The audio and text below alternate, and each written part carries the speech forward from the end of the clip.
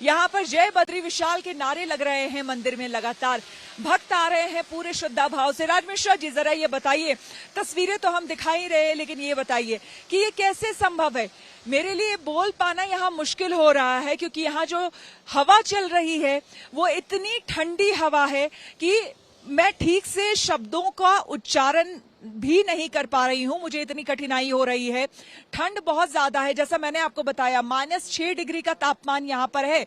बड़ी मुश्किल से हम भी और तमाम श्रद्धालु भी यहाँ आए होंगे। उस बीच में ये तप्त कुंड, ये क्या रहस्य है? जी, श्री रामचरितमानस के अंतर्गत अगर इस रहस्य को जानना है ना, तो श्री रामचरितमानस के सुंदर कांड में हमें जाना पड़ेगा, जहां पर भगवान राम जी से जामोद जी कहते हैं कि तुम कृपाल जा पर अनुकूला और ताहि न व्याप त्रिवेद भवसूला। क्षमा चाहूंगा, विभीषण जी ने कहा था कि हे प्रभु, यदि आपकी कृपा हो जाए ना, तो इस संसार में कुछ भी ऐसा नहीं है जो असंभव हो जाए। असंभव को संभव कर देना ही ब्रह्म के हाथ में है, असंभव को संभव कर देना ही परमात्मा के हाथ में है। और मैंने कहा ना कि जिस स्थान पर आज आप खड़ी हैं श्वेता जी, वो कोई साधारण स्थान नहीं है। यहां साधारण व्यक्ति नहीं पहुंच पाता है, इस बात को ध्यान रखिएगा। यहां वही पहुंच पाता है जो सौभाग्यशाली व्यक्ति है। ये वो स्थान है, वास्तविकता में जो आप चर्चा कर रही थी, ये वो स्थान है जहां पर भगवान स्वयं विष्णु जी भगवान विष्णु स्वयं चाहते थे कि मुझे तप के लिए कोई स्थान मिले, मुझे कोई ऐसी जगह मिले जहां पर बैठ करके मैं तप कर सकूं। और ये वो स्थान है जहां पर बैठ करके भगवान विष्णु स्वयं तप करते हैं। एक और कथा आपको बता देता हूं, जहां पर जब आप एक बात करेंगी, अचंभी चीजों की बात करेंगे। भगवान नारद जी को श्राप लगा हुआ था, आप सभी लोग जानते हैं, जहां पर कि वो कहीं पर भी रुक नहीं सकते थे। जब तक गाय जितनी देर दूही जाए ना, उससे ऊपर वो किसी भी स्थान पर रुक नहीं सकते। महामुनि नारद को श्राप लगा हुआ था।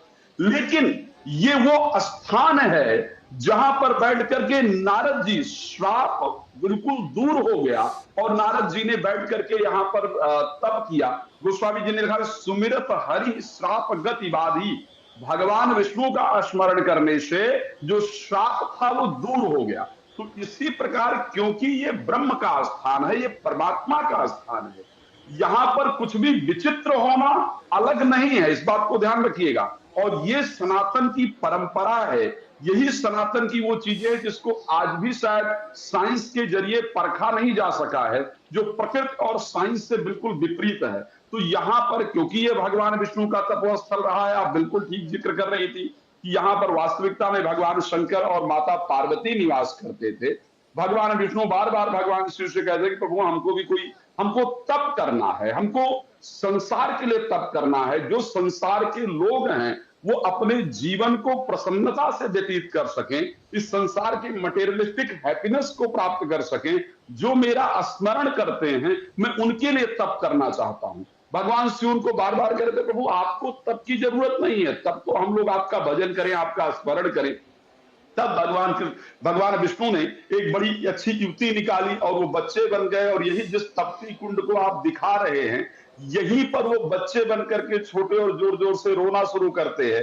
फिर माता पार्वती उनको लेती हैं और ले जाती है जैसे ही अंदर, तो उनको ले जाकर के सुला देती हैं। भगवान शंकर और माता पार्वती दोबारा तप्ती कुंड में आते हैं। जब दोबारा जाते हैं तो बद्री विशाल का जो दरवाजा है वो अंदर से बंद होता है। भगवान शंकर जब ध्यान करके देखते हैं तो उनको पता चल जाता है कि ये रहस्य क्या था और किसने इस रहस्य को रचा था। और फिर वो केदारनाथ धाम में भगवान निवास करते हैं। ये उसकी सुंदर सी कथा थी। तो श्वेता जी, क्योंकि ये जो स्थान है ये परम रमणीक है, ये स्थान परम पवित्र है, ये धरती से बिल्कुल अलग है, इस बात को ध्यान रखिएगा।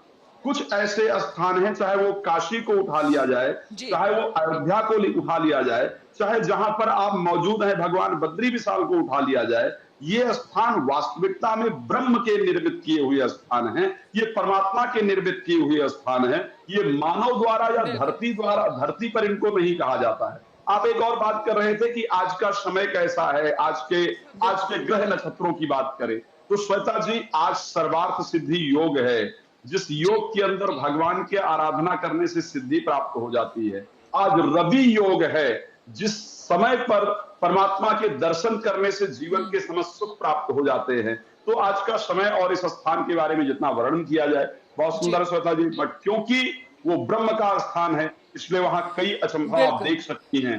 कई संतों के दर्शन करेंगी शायद जो कभी सोचा भी नहीं हुआ कि ऐसे बिल्कुल। भी संत हो सकते हैं। जी।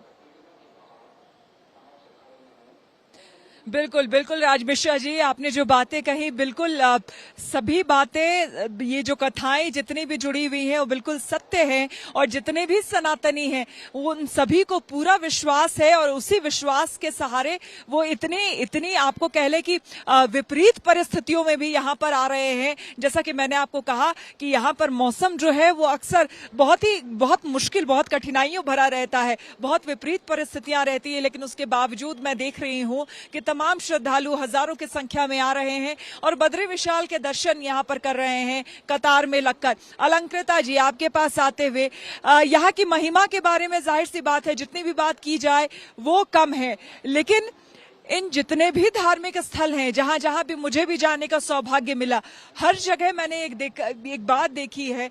जाहिर सी बात है इतनी चीजें जुड़ी हुई हैं, लेकिन ये जो अनुभूति होती है इस पूरे परिसर में एक अलग सी अनुभूति होती है जो आपको और कहीं नहीं होती है। उस अनुभूति को क्या आप समझा पाएंगी कि वो क्या होता है?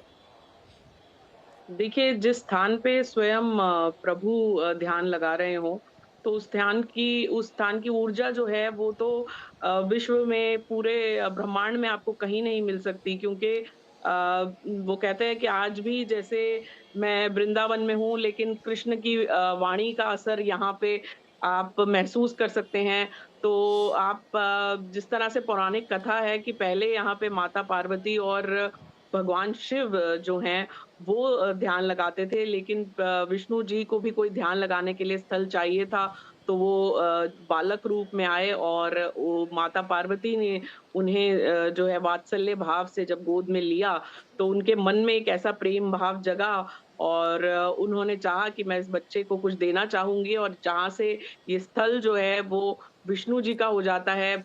और यहाँ पे तो स्वयं शिव और पार्वती भी ध्यान लगा चुके हैं, और तो उस जगह की ऊर्जा आप खुद ही समझ सकती हैं कि वो कहते हैं कि एक बार प्रभु की वाणी या प्रभु किसी स्थल पे चले जाएं या वहां पे उनका वास हो, तो उस जगह आप की फ्रीक्वेंसी बदल जाती है, उस जगह की एनर्जी बदल जाती है।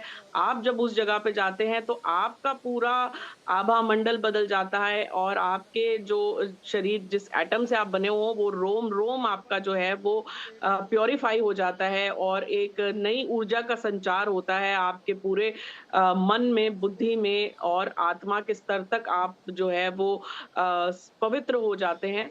उसके बाद आपके संकल्प, वहाँ पे आप कैसे संकल्प ले रहे हैं, वो संकल्प आपके आपके साथ चलते हैं। और बहुत लोग जो हैं इसीलिए कहते हैं कि ऐसे स्थानों में जाके आप जो भी संकल्प लें या प्रभु से जो भी आग्रह करें, उसकी पूर्ति अवश्य होती है। वो मनोकामना की पूर्ति के साथ-साथ आपका आध्यात्मिक स्तर तो बढ़ता ही है, लेकिन आप जो भी माँगे वो प्रभु को बहुत सोच समझ के जी। माँगे। वो आपके साथ चलता है, इस जन्म में नहीं तो अगले जन्म में उसकी पूर्ति अवश्य होती है। और मुझे बहुत बार सौभाग्य मिला है, मैंने स्वयं जो यहाँ पे रावल जी उनका जी। इंटरव्यू भी कई बार करा है, जब मैं जाती रही हूँ बद्रीनाथ दर्शन करने के लिए। लेकिन बद्रीनाथ में खास बात ये जी। होती है कि वहाँ जब आप मंदिर जाएँ तो बिना वजह किसी को ध्यान लगाते को डिस्टर्ब मत करिए। खुद भी वहाँ जाके योग साधना कुछ दिन करिए, तो आपको अत्यंत फल प्राप्त होगा।